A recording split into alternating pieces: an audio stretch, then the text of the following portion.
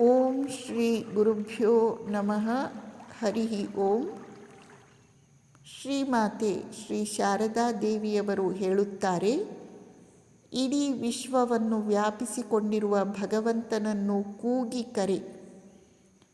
ಅವನು ನಿನ್ನ ಮೇಲೆ ಕೃಪೆಯನ್ನು ಹರಿಸುತ್ತಾನೆ. ದೇವರಲ್ಲಿ ಭಕ್ತಿ ಇಡು, ಅವನ ಪದತಲದಲ್ಲಿ ಶರಣಾಗು. ಜನ ಅಹಂಕಾರವಶರಾಗಿ ಎಲ್ಲವನ್ನು ತಾವೇ ಮಾಡುವವರು ಎಂದು ತಿಳಿದುಕೊಂಡು ಬಿಡುತ್ತಾರೆ. ಅವರು ಭಗವಂತನನ್ನು ಅವಲಂಬಿಸುವುದಿಲ್ಲ. ತನ್ನನ್ನು ಅವಲಂಬಿಸಿಕೊಂಡಿರುವವರನ್ನು ಭಗವಂತ ರಕ್ಷಿಸಿ ಕಾಪಾಡುತ್ತಾನೆ.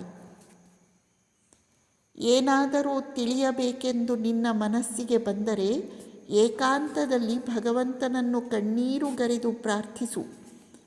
ಆತ ನಿನ್ನ ಮನಸ್ಸಿನ ಕೊಳೆ ದುಃಖ ಎಲ್ಲವನ್ನು ಕಳೆದು ನಿನಗೆ ಎಲ್ಲವೂ ತಿಳಿಯುವಂತೆ ಮಾಡುತ್ತಾನೆ. ಶ್ರೀರಾಮಕೃಷ್ಣರ ಸಂದೇಶ ಇದು. ಜೀವನದಲ್ಲಿ ಸುಖ ದುಃಖ, ಒಳ್ಳೆಯದು ಕೆಟ್ಟದ್ದು ಎರಡೂ ಇವೆ. ಇವು ತಪ್ಪಿದ್ದಲ್ಲ. ಇವೆಲ್ಲವನ್ನೂ ಸಮಾನವಾಗಿ ಸ್ವೀಕರಿಸುವ ಸಾಮರ್ಥ್ಯವನ್ನು ಬೆಳೆಸಿಕೊಳ್ಳಬೇಕು ಮತ್ತು ಮನಸ್ಸನ್ನು ಭಗವಂತನಲ್ಲಿ ನಿಲ್ಲಿಸಲು ನಿನ್ನಿಂದ ಸಾಧ್ಯವಾದುದನ್ನೆಲ್ಲ ಮಾಡಬೇಕು. ಶಾಂತಿ, ಇದೇ ನಿನ್ನ ಧ್ಯೇಯ ಮಂತ್ರವಾಗಿರಬೇಕು. ಶ್ರೀಮಾತೆಯವರ ಮಾತುಗಳ ತಾತ್ಪರ್ಯ, ನಾವು ಭಕ್ತಿಯನ್ನು ಬೆಳೆಸಿಕೊಳ್ಳಬೇಕು, ಅವನ ಪದತಲದಲ್ಲಿ ಶರಣಾಗಬೇಕು.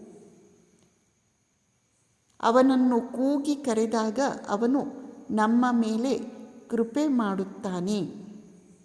ನಮಗೆ ಏನು ಬೇಕೋ ಅದನ್ನು ಪಡೆಯಲು, ಇಷ್ಟಾರ್ಥ ಸಿದ್ಧಿಗಾಗಿ ನಾವು ಪ್ರಾರ್ಥನೆಯ ಮೊರೆ ಹೋಗಬೇಕು. ಕಣ್ಣೀರ್ಗರೆದು ಪ್ರಾರ್ಥಿಸಬೇಕು. ಆಗ ಅವನು ಖಂಡಿತ ಆ ಪ್ರಾರ್ಥನೆಯನ್ನು ಪೂರ್ಣ ಮಾಡುತ್ತಾನೆ.